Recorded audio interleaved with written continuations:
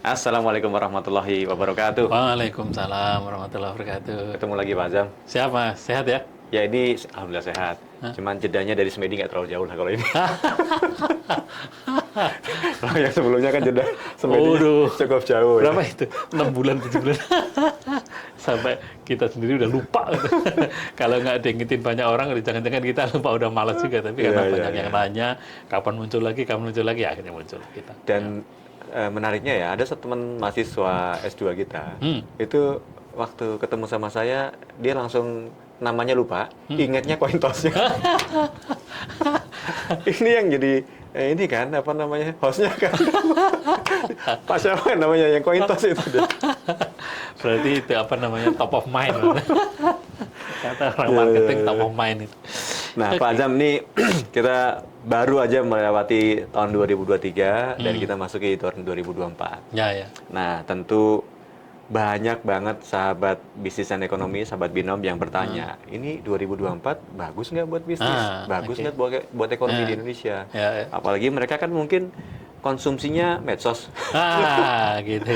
Ya kan, nggak bisa ngelihat fakta di balik angka-angka statistik Ya. yang muncul sebagaimana biasa kalau kita tampilkan data gitu ya. Karena konsumsi medsos yang muncul udah narasi. Dan narasi di kita udah banyak yang bubble bias sebenarnya narasi itu. Nah, plus kebetulan teman-teman juga nanya di di WA saya tadi pagi Pak Azam. Pak, Siapa ini yang nanya? ada salah ini saya kebetulan ngajar di salah satu perbankan. Oke. Nah, ketika ngajar itu ada sesi mentoring. Ya, ketika mentoring ditanya, Pak ini kondisi ekonomi gimana Indonesia kalau invest dan lain-lain gitu lah lebih. Ya penting lah untuk orang perbankan kan dilihat ya, mau kayak mana. Kaitannya mau kasih kredit nggak? Plus termasuk masa-masa funding dia, mau invest di instrumen apa nih kan dia. Nah, banyak lah isu-isu gitu. Jadi mungkin Pak Azam harus ngasih highlight nih sebenarnya karena satu, kondisi geopolitik dunia, kan kemarin ada Houthi menyerang kapal komersialnya US gitu ya. Kemudian di Laut Merah kan juga terjadi eskalasi global warming gitu ya, pemanasan nih. Kemudian habis itu tambah lagi di kita juga lagi pemilu Pak Azam. Nah, itu mungkin harus dieksplor nih sahabat Binom butuh tahu Pak Azam 2024 akan seperti apa. Ya oke. Sebelum kita ngomongin 2024, Mas, mungkin kita perlu cek kembali ya, atau kita ingat kembali yang tahun 2023 ya. Teman-teman sahabat Binom bisa cek podcast kita yang pertama dulu gitu ya. Lihat podcast nomor 1, rasanya nomor 1 dan nomor 2 ya. Gitu. Di situ udah kita bilang itu. Kita sudah ngomong dari bulan September tahun 2022. Yang memprediksi bahwa tahun 2023 pertumbuhan kita 4,9%. Wow, waktu itu banyak orang bilang ekonomi akan gelap gitu ya. Pokoknya mengerikan sekali lah intinya ekonomi Indonesia akan runyam di tahun 2023. Di saat semua orang ngomong ekonomi 2023 runyam, kita bilang baik-baik aja, aman-aman aja. Dan kita bikin prediksi 4,9%. Gitu. Nah, setelah tahun 2023 lewat gitu, ada masalah nggak? Nggak ada. 4,9 tercapai. Kita tinggal ramenya hanya di medsos saja. Ramenya di medsos saja. Tercapai nggak? Tercapai. Mungkin juga sedikit lebih tinggi, tapi paling tidak kita mengatakan 4,9%. Nanti nggak tahu saya, belum ngikutin berita terbaru pengumuman BPS pertumbuhan tahun 2023 realnya berapa.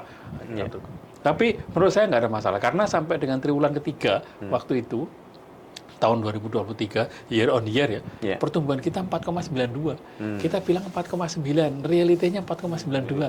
Nah, itu mah tipis banget. Tipis banget. Jadi optimis bahwa ramalan kita tahun 2023 nggak masalah. Oke aja. Di saat semua orang bilang gelap, kita bilang terang, ternyata terang. Gitu ya. Itu sahabat Binom bisa ngecek yang dengar lagi kointos kita yang pertama dan yang kedua rasanya ya.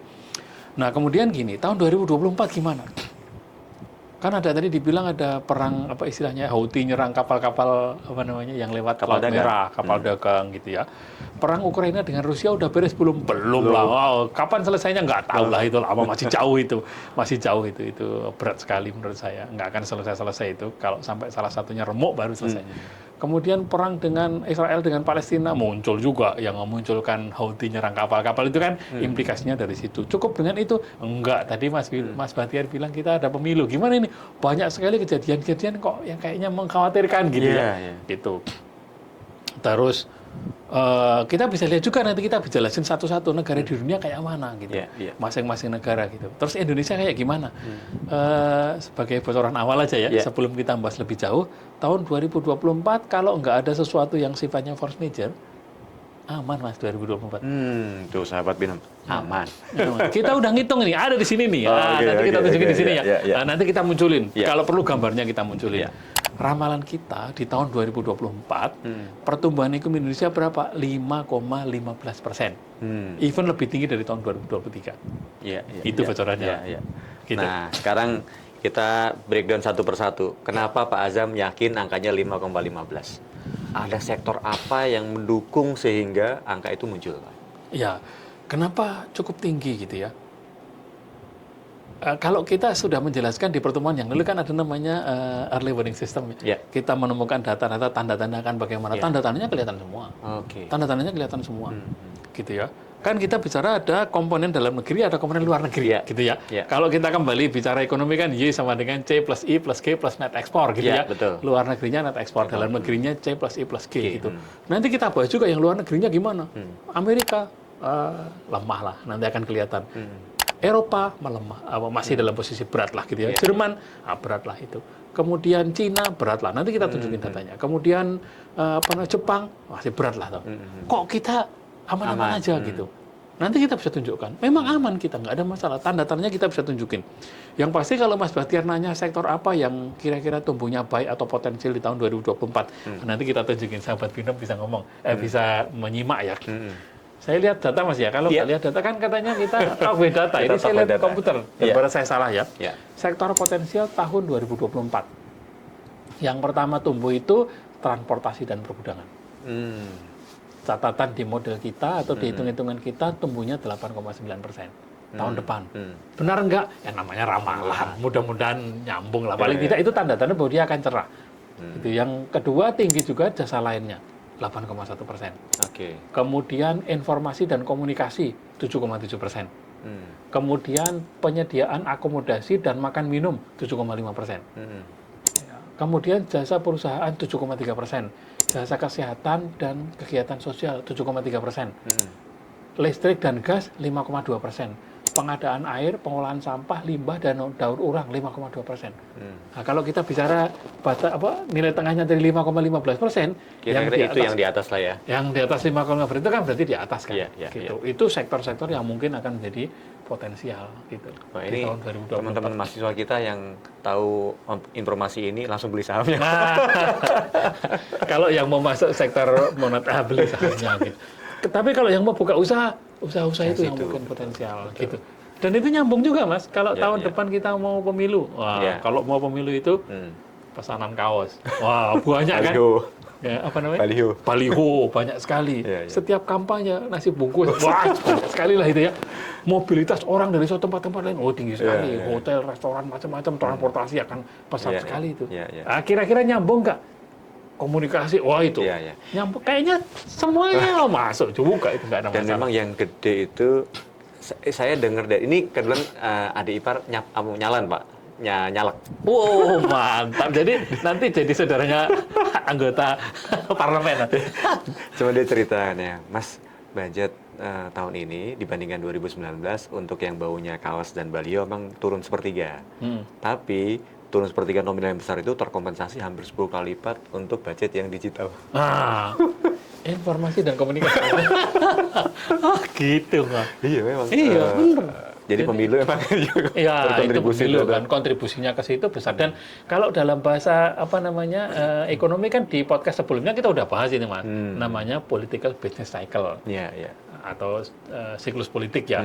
Setiap kali di masa politik itu ada pengeluaran-pengeluaran yang di masa non politik nggak keluar itu. Jadi ada tambahan-tambahannya. Ini garis normalnya gitu ya. Di luar itu ada tambahan. On top of yang normal ada political business cycle. Jadi Oke, Pak, kita breakdown sekarang versi yang dalam dan luar negeri dulu. Kita ambil yang luar. Yang luar kan ada unsur net ekspor tadi ekspor kurang impor. Apa yang terjadi dengan Amerika?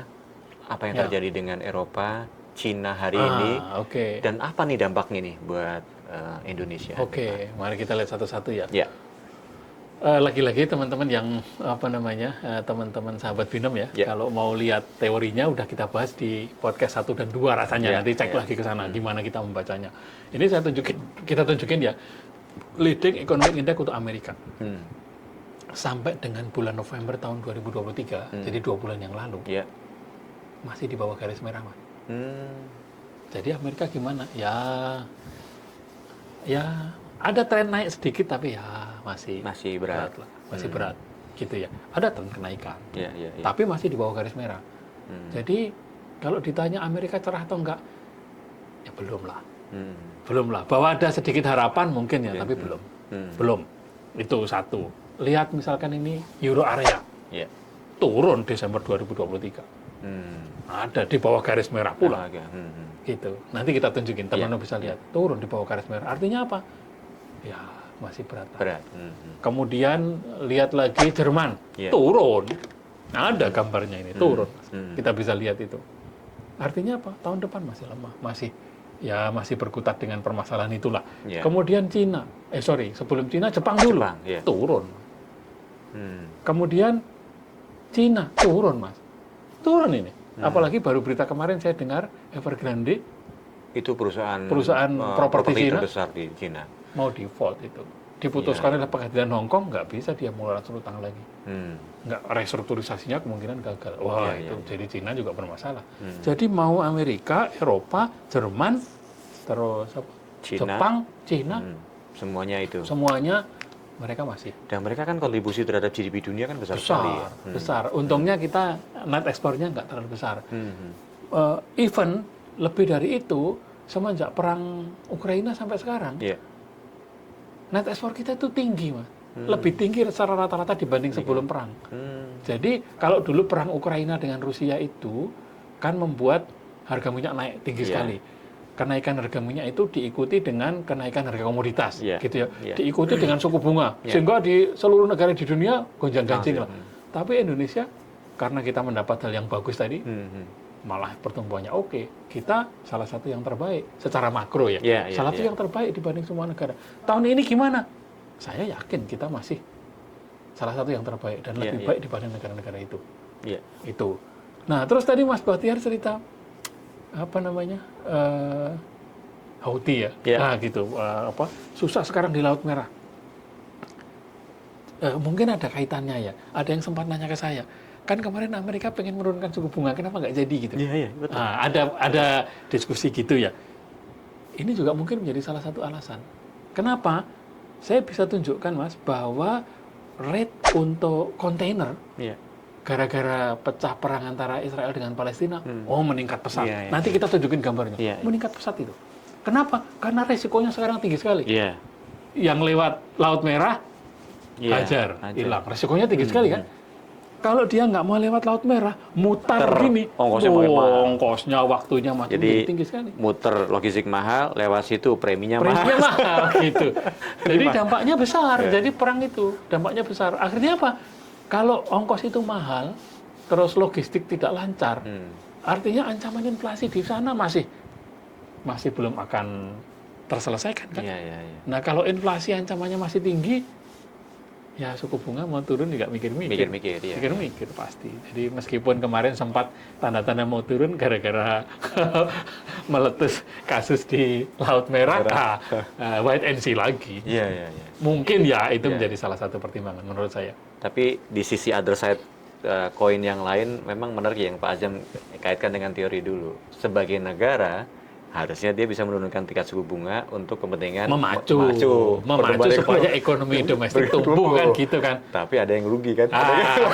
Tapi itu kan kalau kita berpikir sebagai negara kan. Tapi kan peran, ya mohon maaf ya, peran para pengambil keputusan itu jangan-jangan kakinya juga dua gitu. Di satu sisi dia berpikir negara, di lain pihak dia berpikir yang gaji. Yang nggak konstituen apapun namanya lah gitu ya. Kalau berpikir itu kan ya gitulah, kita tahu lah Mas. Oke, nah ini menarik nih sahabat BIM. Jadi Anda yang punya bisnis tadi ya di Amerika, di Cina, dan negara-negara besar tadi ya, Jerman, Jepang, itu harus dikonsider juga. Bahwa mereka belum sepenuhnya pulih. Sehingga kalau berharap pertumbuhan ekonomi dari ekspor kita ke sana mungkin akan Belum. Jadi Kayaknya sih untuk tahun 2024 apa ya? Di luar kalau kita mau mengejar itu ada di komoditas-komoditas yang memang betul-betul mereka butuhkan dan nggak ada di tempat lain. Oh itu mungkin malah boom itu. Siap-siap aja boom. Kan di setiap krisis ada yang diuntungkan kan. Nah itu kelompok yang diuntungkan. Tapi overall secara umum mungkin fokus di domestik dan yang dekat-dekat lah ASEAN apa gitu kan. Ya ASEAN kan sama dengan domestik lah. Kalau fokus di situ menurut saya jauh lebih apa ya? Reasonable untuk saya. Oke. Nah, sekarang kalau melihat kondisi dalam negeri kan kita juga banyak nih Pak beredar di medsos mengenai PHK segala macam. Nah, ini sementara angka prediksinya kira-kira tetap tumbuh 5,15. Ini anomalinya ini ketemunya di mana nih, Pak Azam? Sebetulnya nggak anomali juga. Nggak anomali? Nggak anomali juga. Itu clear aja, gampang sekali dijelaskan gitu. Dengan perkembangan teknologi yang terjadi sekarang gitu ya. Otomatisasi, kemudian artificial intelligence, gitu ya, kemudian data science, gitu ya, komputasi macam-macam, banyak sekali yang bisa digantikan dengan itu, Mas. Kalau dulu waktu kita masih kecil, Mas, yang namanya PHK itu akan terjadi kalau perusahaan rugi kan, dia di PHK. Filosofinya begitu. Karena perusahaan saya rugi, saya nggak bisa gaji karyawan saya PHK. Sekarang begitu nggak? Nggak ada hubungan. Untuk efisiensi apapun namanya. Jadi konteksnya adalah ada perusahaan di tahun 2023 untungnya sampai sekian triliun, tetap aja PHK-nya ribuan. Kenapa alasannya? Ya karena pengen efisiensi. Boleh nggak? Lah kalau tenaga kerja kita segala macam sudah bisa digantikan oleh mesin, menyalahi hukum nggak? Nggak menyalahi hukum juga. Sadis nggak? Ya sadis memang.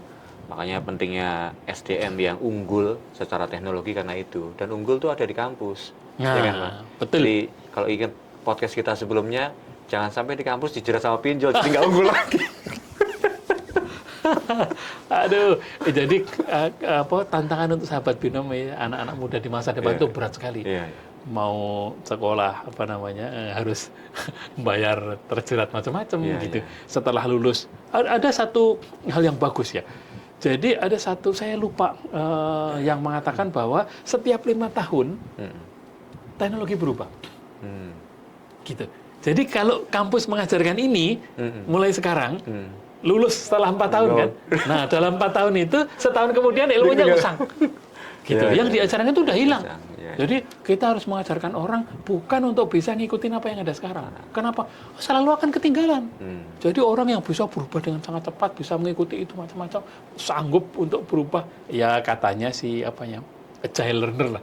Bahasanya gitu ya. Di sekolah kita itu sering kita sebut ayo future practice. Nah, jadi kalau bicara katanya itu. Dulu kan katanya best practices ya. Gitu. Best practices itu udah cerita masa lalu. Udah nggak bisa lagi. Mungkin ingat Mas Bahtiar dulu zaman 10-15 tahun yang lalu lah. Yang namanya Nokia itu hebat sekali ya. Itu yang namanya BlackBerry itu udah top sekali gitu lah. Udah segalanya gitu. Sekarang tadi mana itu? Apakah mereka jelek? Enggak. Bagus. Tapi begitu ada perubahan macam-macam, muncul pesaing yang jauh lebih ini, hilang. Sama juga di dunia pendidikan gitu ya. Kalau kita nggak mau berubah, kalau kita nggak dengan cepat menyesuaikan diri, muncul yang baru, ketinggalan kita. Dan perusahaan boleh nggak kita gini-gini? Ya siap. Gimana kita bisa melarang? Bahkan ada cerita yang mungkin saya pernah kirim BA ke Mas Bahtiar itu di negara lain tuh ada. Gimana karena ini orang ini udah nggak dibutuhkan, kira-kira gitu ya. Gimana caranya dia kalau kita berhentikan atau dipecat kan ngasih pesangon kan? Supaya nggak dikasih pesangon tuh dipindah ke kota yang sangat jauh supaya dia mengundurkan diri. Pernah saya kirim nggak? Ya itu pernah saya kirim. Nggak usah bawa kirim. Di zaman saya masih di profesional swasta dulu, itu kita istilahnya masuk kota. Dan itu akan terjadi makin ke depan nanti. Ya secara hukum nggak ada yang dilanggar. Etis nggak etis. Ya itu cerita lain. Kalau ngomong etika itu katanya urusan Tuhan itu. Gitu. Meskipun kalau bisa ya jangan gitulah. Oke, ada lagi Pak Azam dari komponen-komponen prediksi Pak Azam yang sahabat Binom mesti tahu nih. Hanya sekadar luar negeri, tapi dalam negeri. Jadi, mungkin ada yang lain juga yang boleh. Kalau tadi kita ngomong kenapa di kita yakin tahun ini akan bagus itu.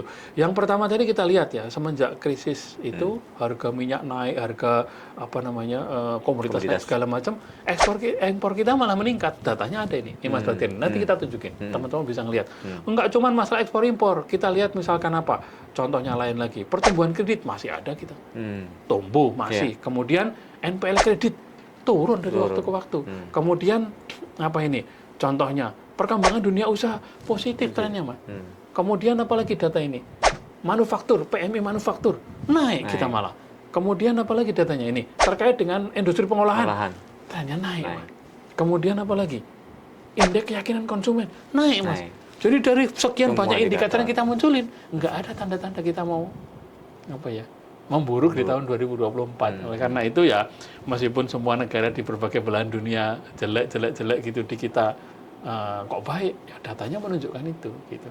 Meskipun itu makro ya, itu lagi-lagi makro. Apakah nanti artinya semua kelompok masyarakat kita akan menikmati itu? Itu cerita lain, nggak juga. Kalau yang kena PHK ya sengsara, tetap aja sengsara. PHK-nya banyak atau sedikit? Banyak. Nah kalau perlu besok kita bahas khusus mengenai PHK. Boleh yuk. Gelombang PHK besar-besaran. Betul, menarik. Ya, mungkin next time lah. Ya. Oke, sahabat Binom. Jadi buat para pebisnis ini jangan khawatir bahwa di 2024 insya Allah bisnis growth. Ekonomi growth. Ekonomi tumbuh di level 5,15. Jadi Anda jangan terlalu khawatir dengan seluruh narasi ketakutan yang ada di medsos, seluruh informasi ketakutan yang ada di geopolitik dunia, karena komponen itu tetap ada berpengaruh. Ada, pengaruhnya ada juga. Kalau kita bilang pengaruh dunia nggak ada, sombong sekali. Nggak ada juga. Sambil kita berdoa semoga pemilu ini itu aman. Nggak ada force major. Yang penting itu adalah memilih pemimpin yang amanah, supaya bisnis kita aman gitu. Gitu ya. Oke, sahabat Binom, follow kita, jangan sampai ketinggalan, always be there or you will be behind. Assalamualaikum warahmatullahi wabarakatuh. Waalaikumsalam warahmatullahi wabarakatuh.